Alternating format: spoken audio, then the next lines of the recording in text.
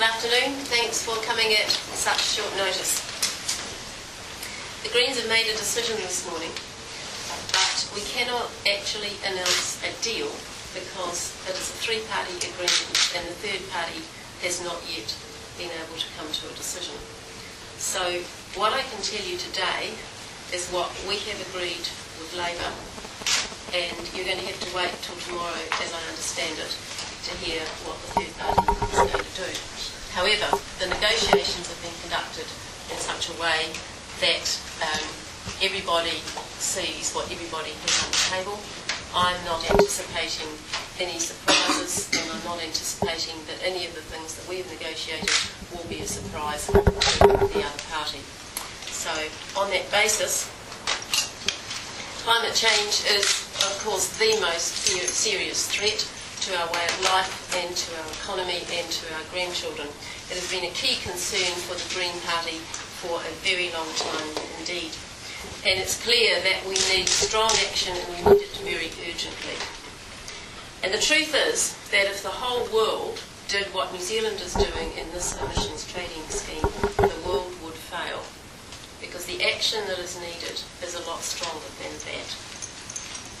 And if we're going to meet what Pachari, the head of the IPCC, has said is necessary to turn this around, we are going to need to turn emissions around in the next 2 to 3 years. That is the time frame that we've been trying to work to. And that's why we've always been disappointed that the scheme doesn't do more. However, on balance, and given the very significant changes that we have achieved, we have decided that it is better to make a start than to do nothing. And so we have told the government this morning that we will vote for a scheme that proceeds on the basis of what we have negotiated so far. And I want to go through just what those things are, because in a way they are more interesting than just the yes or the no answer. The first thing is that we have won $1 billion to insulate and upgrade New Zealand homes to make them warm and dry and to keep people's power bills at a level that they can afford. We've always said the scheme was unfair in the way that it shared the effort and put so much of the cost on households. This is a compensation scheme for households where nobody will be paying for electricity to leak through their roof and through their floor. Nobody will be paying for water heater systems that waste a lot of energy. That will be delivered by the Energy Efficiency and Conservation Authority Board. They will be left in charge of how that money will be spent. But we have negotiated on the basis that there is enough money there over some years to pay completely for those retrofits to low-income homes and to give a substantial subsidy to higher-income homes. So there should be no excuse for anybody living in a cold, damp home after this program is complete. Secondly, we've always said we have concern that when you give people credit for planting pine trees and you have no protection for biodiversity, a lot of those trees may be planted on land of real ecological importance. We think of some of the tussock land in the high country. We think of forest that's been regenerating since 1990, old forests not at risk. And we've been arguing for some biodiversity protection. Some years ago, this government tried to get a national policy statement under the Resource Management Act through the process, and they stalled because there was some opposition and they didn't pursue it.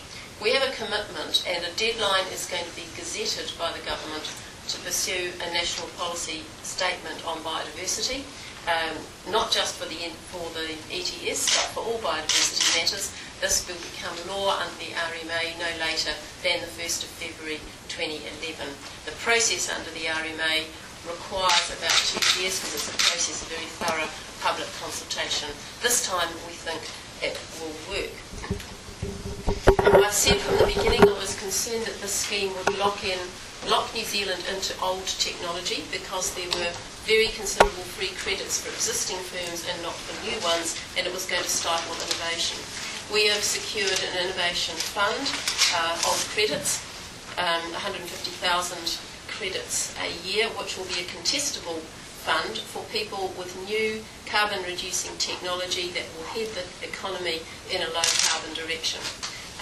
That, I think, provides an opportunity for New Zealand to be part of the technology revolution solution and for it not to just pass us by and go to other countries. I've said from the beginning I was very reluctant to vote for a scheme where Parliament passed a shell of legislation and left all the important stuff to be done by officials under regulations.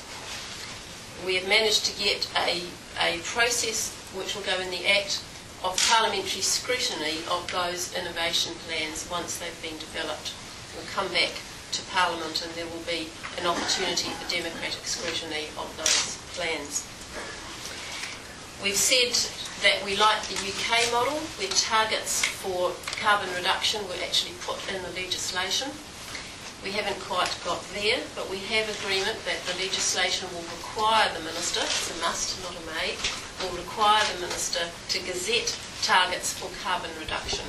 And that initially those will be the targets that have been published in the Energy Efficiency and Conservation Strategy.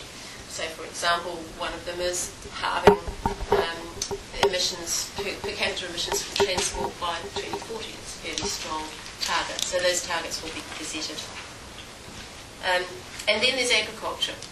And we said at the beginning it was very unfair that New Zealanders were having to subsidise farmers for 5 years because they would not have any responsibility for their emissions. I signalled on Thursday that we weren't getting very far with that one. We will, however, have a target, a small target, for emissions reduction, particularly of nitrous oxide, from agriculture before 2013. That will be gazetted like the others, and government will take responsibility for ensuring that is delivered on. It's not an obligation on farmers, it's a commitment by the government. And we've also managed to ensure that the research money going into climate change emissions reductions from agriculture will be spread into the technologies which are genuinely sustainable and not only thrown at chemical solutions like nitrification inhibitors. The fact is that at present there are no real ways of reducing nitrous oxide and methane that are accepted and measurable under the Kyoto Protocol. And so a little time is needed to get those in place. There are certainly things you can do, but Kyoto doesn't currently provide a method of verifying them and measuring them and accepting them. So a lot of work has to be done on that. The biggest danger of saying yes today is that people out there will say, great, that's climate change fixed, let's go back to business as usual. Well, this is not climate change fixed. This is a small start. And we will continue to work for real emissions reductions by all the other mechanisms which you need alongside the pricing. This legislation will mean it will become more cost effective to use renewable energy. It will become more cost effective to do energy efficiency. It will become more cost effective to farm sustainably. But alongside that we need codes and standards and regulations like what we've just done with the building code. We need a much better public transport system, and we need investment in that. That won't happen just as a result of an ETS. We need major technology change across the economy. The Greens will be campaigning for those things in the election.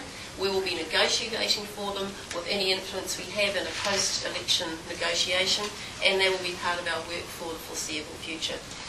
I want to end by thanking all the people who wrote in. We were absolutely blown away. 2,750 people. That is 10 times the number that actually made a submission to the Select Committee on the bill in the first place.